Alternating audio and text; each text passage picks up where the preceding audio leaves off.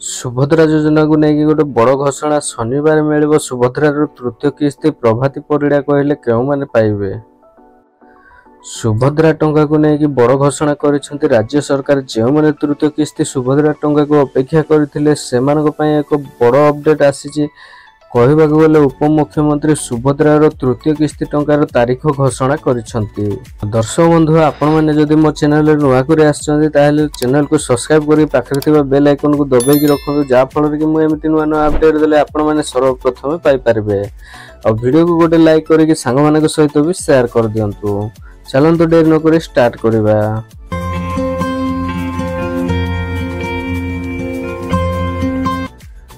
बड़ खबर सुभद्रार तृतीय किस्ती टंका को लेकिन बड़ घोषणा करिसेंती उपमुख्यमंत्री प्रभाती परिड़ा। आसंतु जानिबा केउ दिन और केउ समय रे मिलिबो सुभद्रा योजनार तृतीय किस्ती टंका। सुभद्रार तृतीय किस्ती टंका राखी पूर्णिमा रे मिलिबो अर्थात अगस्त 9 तारिख रे महिला अकाउंट को आसीबो 5000 टंका।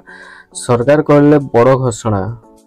एहासह उपमुख्यमंत्री कहिसेंती विभिन्न कारणर सहायता राशि पाई पारि नथिबा सुभद्रा भौणी मानक पय एक तालिका प्रस्तुत करा जिवो एवं ए दिगरे बहुत शीघ्र पदक्षेप निया जिवो। देखंतु प्रथम और द्वितीय किस्ती रे बाद पड़थिबा महिला को मिलिबो सुभद्रा टंकार एकाथरके 15000 टंका। जो भी हिताधिकारी माने प्रथम और द्वितीय किस्ती रे बाद पड़ जाइतिले अर्थात सेमानकर बैंक एनपीसीआई बंद थिबा जो सेमानकु प्रथम और द्वितीय किस्ती रे टंकाटी आसी पारि नथिला तो सेही मानकु एकाथरके तीनोटी किस्ती रे 15000 टंका मिलिबो बोली कि मुख्यमंत्री प्रभाती परिड़ा मैम कहिसंती। एवं जो योग्य हिताधिकारी माने भी मार्च 31 सुधा आवेदन करिसंती तो सेही मानकु जदि योग्य विवेचित होंती ताहेले राखी पूर्णिमा रे एकाथरके तीनोटी किस्ती रे टंका पाई जिवे। आ जो अयोग्य हिताधिकारी माने मध्य आवेदन करथिले सेही मानकु सरकार बाद करबा को निष्पत्ति नेइचंती। जो हिताधिकारी माने भी नूतन आवेदन करबा पय चाहउचंती तो सेमानक पय गोटे बड़ अपडेट आछि एवं नूतन आवेदन करबा पय सूचना देइचंती जे जो माने भी नूतन करे आवेदन करबा पय चाहउचंती तो सेही माने नूतन आवेदन करि पारबे।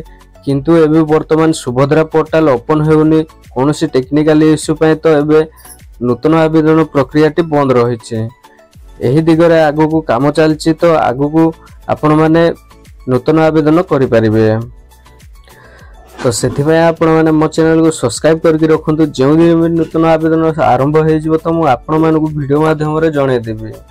तो दर्शक बंधु ये थिला आज रो अपडेट। वीडियोटी जदि पसंद आछि ताले गोटे लाइक करंतु आ सांग मानक सहित भी शेयर कर दियंतु। जय जगन्नाथ।